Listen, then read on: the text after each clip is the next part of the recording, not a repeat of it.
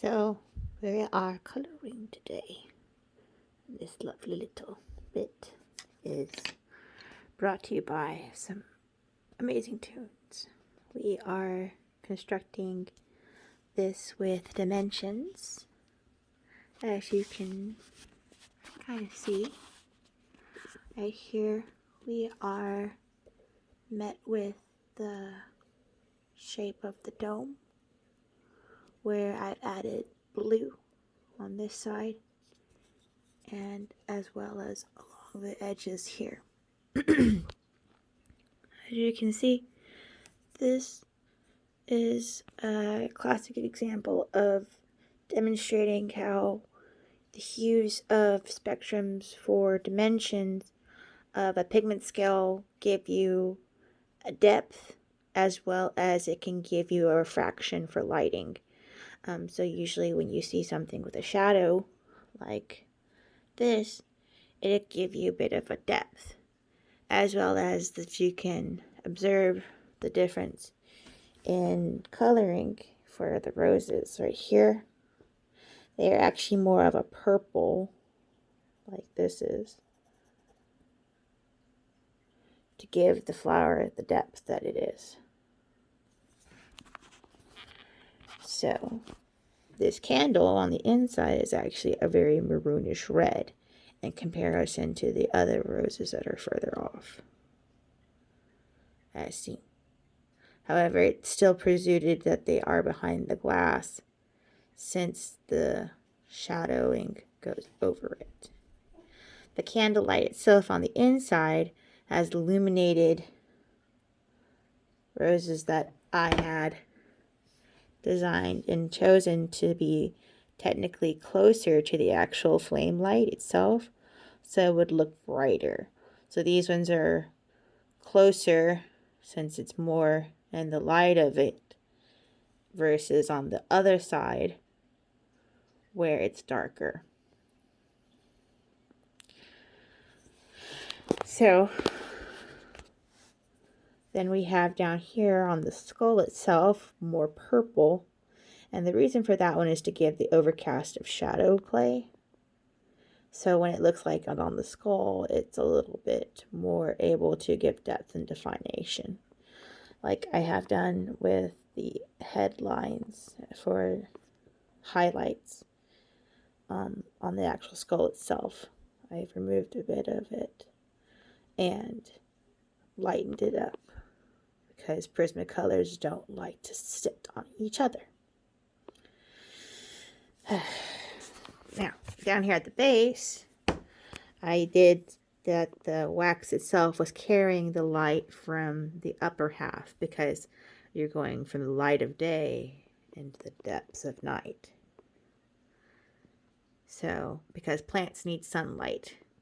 And then this is like the cave of wonders kind of moment, where you find crowns and staffs and wisdom and knowledge and dark dealings and bad luck and war and siege and death and valor and treasures beyond your wildest dreams and lustful wisdom of alcohol. So you can see it's pretty vagrant in ideas and glory and not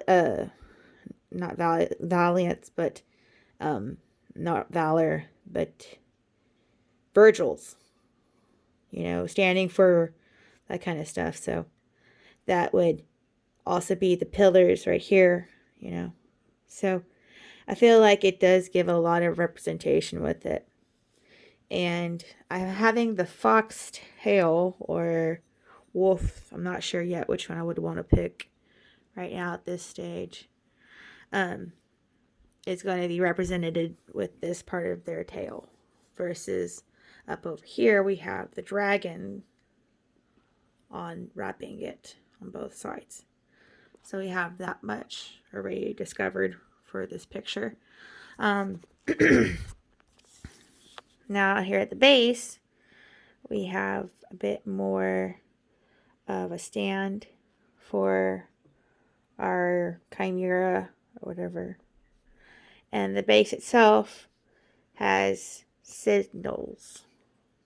And with the sigil, I've kind of made it like it's a copper with some modifications. I'm going to come back over it and pick a final color so it turns it more into this copperish color on the brighter spots, which would be underneath there, and bring more darker to the base itself.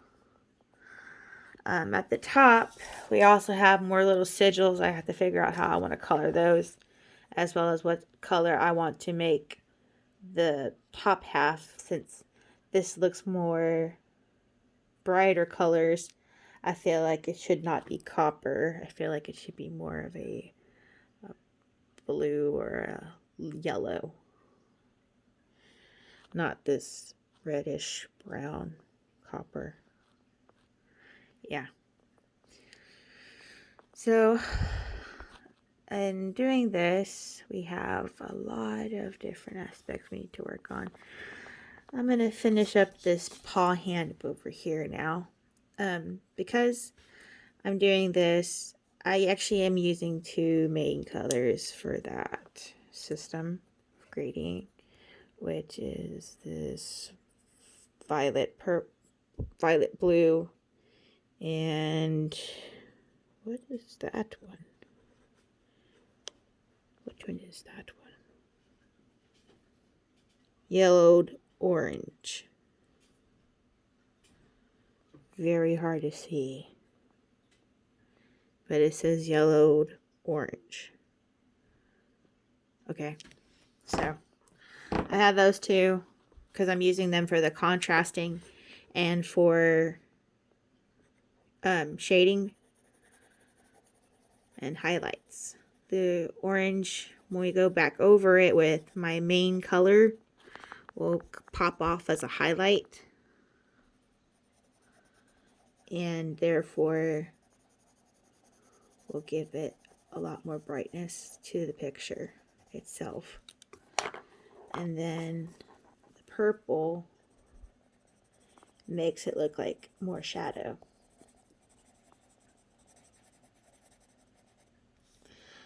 So this should look like a darker brown at the end right there. Yeah, it does. And then I'm going to go back over it with this orange. This is an orange that is very special. I love this orange. It's so pretty. This are a type of brand that I wish I had known about when I was a child, looking for the bright colored pencils, and these are my dreams. I'm going to non-sub and kiss so much behind right now because I like these colors. And here's why you should too. These colors are no wood. None. Do you see the benefit of this? They have it on the coating on the sides of it so it doesn't actually smear on your hands, so your fingers stay beautiful, just beautiful. And it tends to let your hand be rolled around on it in smooth surface. Progresso, my lovely company. I love all your colors. They also have some of the best tricolors in existence to my tastes and refinements. Now we're going to go with this lovely blue. Watch its magic unfold, ladies and gentlemen. Drum rolls. So, like I said, I really enjoy their colors because they'll do tricolors, pencils, but these woodless ones are amazing. You just color forever on it. Now, what does that mean as the buyer? Well, as a buyer, here's the thing. Your pencils are made of mostly 5 to 7 major ingredients. And your pencils, what happens is with them, they have an existence to that casing around itself. Okay? There we go. Sorry.